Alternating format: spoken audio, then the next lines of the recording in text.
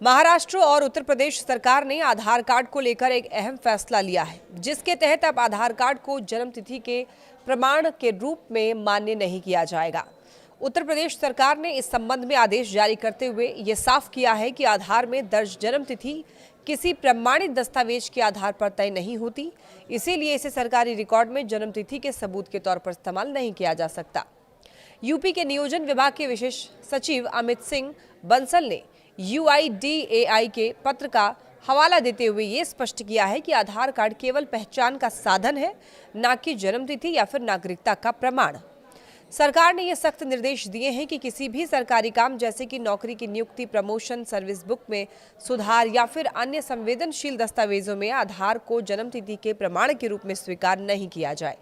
इसके बजाय जन्म प्रमाण पत्र, हाई स्कूल की मार्कशीट, नगर निकाय या स्वास्थ्य विभाग द्वारा जारी प्रमाण पत्र जैसे मूल दस्तावेज ही मान्य होंगे।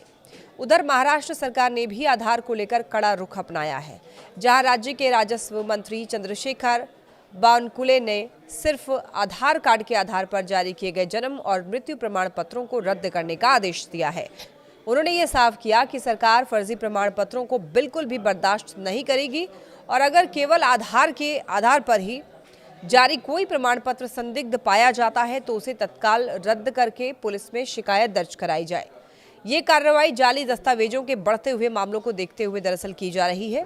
साथ ही ये भी कहा गया है कि 11 अगस्त 2023 के बाद नायब तहसीलदारों द्वारा जारी ऐसे सभी प्रमाण पत्र जो सिर्फ आधार के आधार पर बने हैं उन्हें भी रद्द किया जाएगा, क्योंकि केंद्रीय दिशा निर्देशों के तहत आधार को न तो जन्मतिथि का और न ही जन्मस्थान का आधिकारिक प्रमाण माना जाता है। यानी कि साफ शब्दों में अब आधार कार्ड सिर्फ पहचान का दस्तावेज रहेगा, जन्म से जुड़े हुए किसी भी कानूनी काम के लिए ये मान्य नहीं होगा।